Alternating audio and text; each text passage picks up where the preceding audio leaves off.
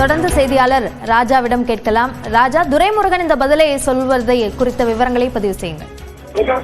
நிச்சயமாக அபிநயா, சற்று முன்னதாக ஒரு கடுமையான ஒரு வாக்குவாதமானது சட்டப்பேரவையில் நடந்தது. அப்போது அவையில் தொடர்பு இல்லாத ஒருவர்களை பற்றி பேசக்கூடாது என்று ஒரு வாக்குவாதமானது நடைபெற்றது. அப்போது குறுக்கிட்ட அவை முன்னவர் துரைமுருகன், அவையில் இல்லாதவர் பற்றி பேசக்கூடாது என்பதில் மாற்று கருத்து எதுவுமே இல்லை என்று சொன்னார். அதுக்கு மேலும் அவைக்கு வர முடியாதவர்கள் வந்து பதில் சொல்ல முடியாதவர்களை பற்றி பேசக்கூடாது என்பதுதான் அவையின் மரபு என்றும் எதிர்கட்சி தலைவரை அவர் குறிப்பிட்டு பேசியிருந்தார். அந்த நேரத்தில் செல்வ பெருந்தகை பேசி முடித்துவிட்டு தற்போது அவையிலிருந்து வெளியேறி இருக்கிறார். அவர் எதுவும் பேட்டி எதுவும் கொடுக்காமல் தற்போது வெளியே சென்றிருக்கிறார். அபிநயா, இந்த விவகாரத்தில் குறிப்பிட்டு சொல்ல வேண்டுமானால், அதாவது அந்த அண்ணா பல்கலைக்கழகம் மற்றும் அண்ணா நகர் விவகாரங்கள் தொடர்பாக பேசும்போது வெளிப்படைத்தன்மையுடன் இந்த ஆட்சி இருப்பதாக செல்வ பெருந்தகை கூறுகிறார். அந்த நேரத்தில் தான் அதிமுகவினர் கடும் அமளி ஏற்படுத்துகின்றனர். அதிமுகவில் குறிப்பாக ஆர்பி உதயகுமார் பேசும்போது எதிர்கட்சி தலைவரை அவமதிக்கும் வகையில் செல்வ பெருந்தகை பேசியிருப்பதாகவும் கூறினார். அந்த நேரத்தில் ஒரு கடுமையான அமளி ஏற்பட்டது. அபிநயா,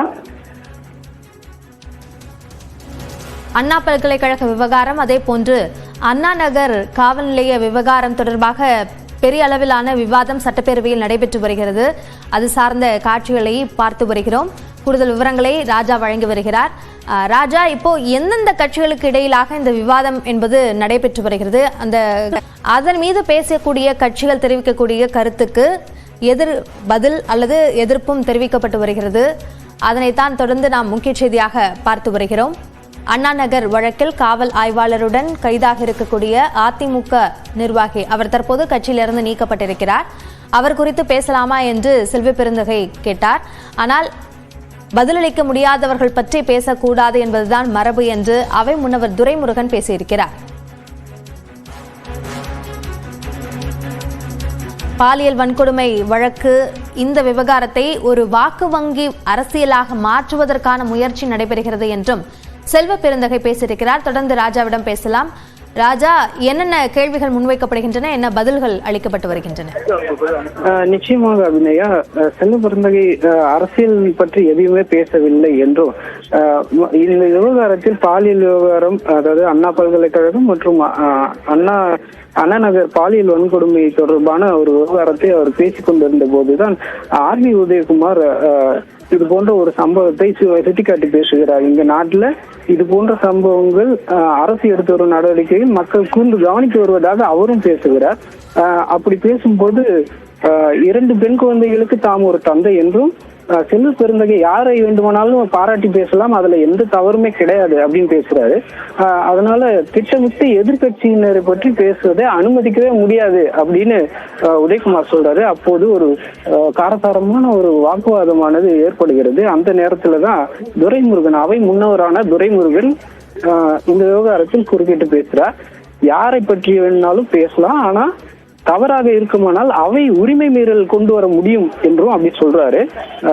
பேசக்கூடாது என யாருமே சொல்லக்கூடாது என்றும் அவை முன்னவரான துரைமுருகன் பேசுகிறார்.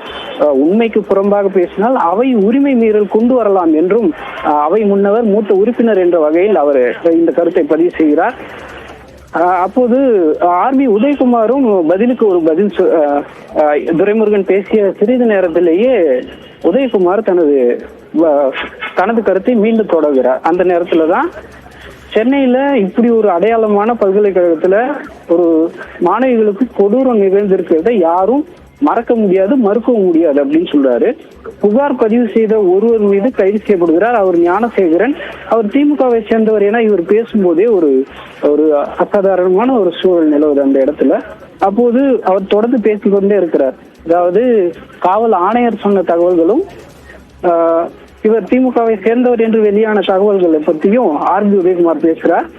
அப்படி பேசிக் கொண்டிருக்கும் போது அந்த சார் கூட கொஞ்ச நேரம் இரு குற்றவாளிகள் மிரட்டியதாக பாதிக்கப்பட்ட பெண்ணே புகார் அளித்திருக்கிறார் என்று ஒரு செய்தி வெளியானதை சுட்டிக்காட்டி அவர் பேசுகிறார்.